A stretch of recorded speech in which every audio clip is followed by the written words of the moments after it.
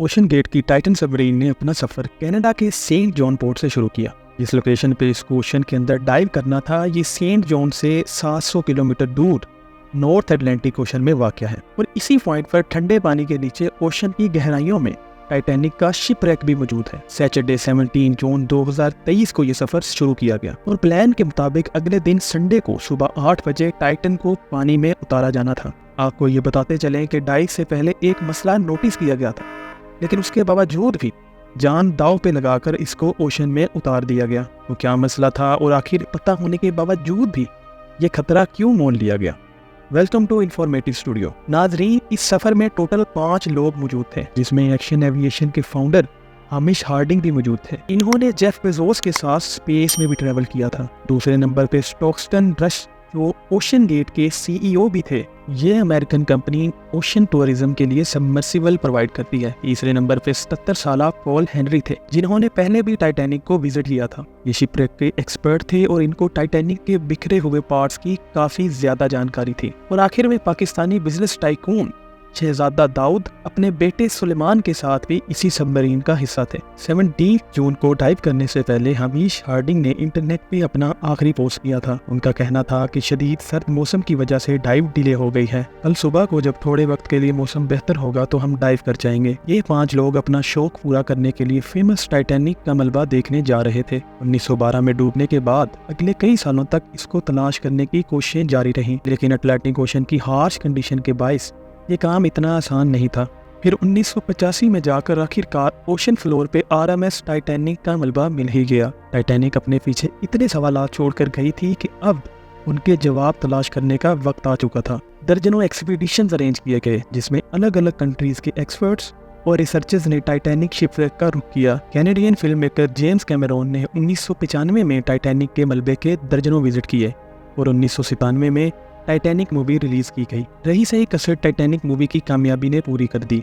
इसने इतनी धूम मचाई कि अब टाइटैनिक के मलबे को खुद जाकर देखना करोड़ों लोगों का ख्वाब बन गया। यानी ये काम अब सिर्फ रिसर्च के मकसद तक ही नहीं महदूद, बल्कि शिपरेक साइट पर टूरिस्ट भी जाना शुरू हो गए। कहा जाता है कि ओशन की डेप्थ तक जाना स्पेस में जाने से भी ज्यादा मुश्किल है और इसकी सबसे बड़ी वजह है पानी का प्रेशर। टाइटैनिक शिपरेक समंदर की सतह से 4000 मीटर यानी 4 किलोमीटर नीचे है। इसकी डेप्थ को इमेजिन करना हो तो आप बुर्ज खलीफा को देखें और समझ लें कि टाइटैनिक का मलबा समंदर में 5 टाइम बुर्ज खलीफा की हाइट जितना नीचे है। इस डेप्थ में पानी का प्रेशर 5800 psi होता है। ये उतना ही प्रेशर होगा कि इंसान के पूरे जिस्म पर नहीं, बल्कि सिर्फ 1 स्क्वायर इंच के हिस्से पर एक पूरा हाथी खड़ा कर दिया जाए। तो अब आप अंदाजा लगा लें कि एक सबमरीन में कितने स्क्वायर इंच होंगे और उस पर कितना ज्यादा प्रेशर पड़ता होगा। खैर, संडे 18 जून 2023 दोपहर को 12 बजे सबमरीन का सफर स्टार्ट हुआ।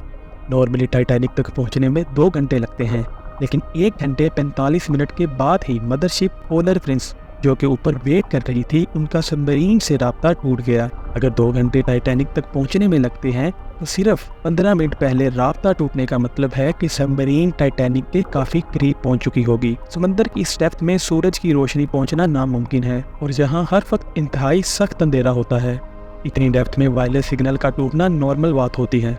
लिहाजा पहले इस बात को ज्यादा सीरियस नहीं लिया गया। ये पूरा ट्रिप टोटल 7 घंटों का था। 12 बजे से लेकर शाम को 7 बजे इनको वापस लौटना था, लेकिन जब शाम को 7 बजे तक भी टाइटन से कोई राब्ता ना हुआ और ना ही वो वापस लौटी, तो अब ऊपर खड़ी मदरशिप में मौजूद क्रू को परेशानी स्टार्ट हो गई।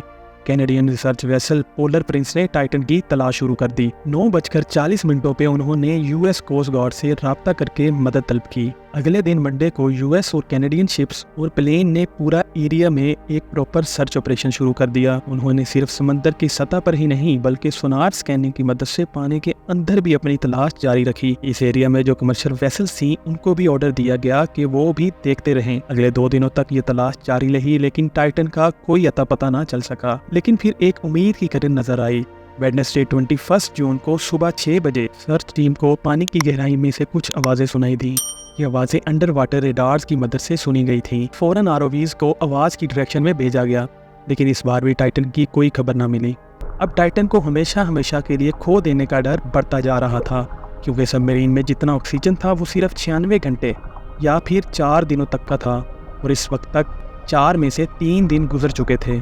लेकिन यूएस और कनाडा और फ्रांस की सर्च टीम्स ने हिम्मत न हारी थर्सडे 22 जून को दोपहर 12 बजे आरओवीज को टाइटैनिक के मलबे के पास भेजा गया। वहां पहुंचकर जो देखा गया वो वाकई दिल दहला देने वाला मंजर था। 3:48 PM पर आरओवीज जो कि टाइटैनिक के मलबे के पास पहुंच चुकी थी, उसने टाइटन की दुम का एक हिस्सा टाइटैनिक से सिर्फ 1600 फीट दूर पड़ा हुआ देखा।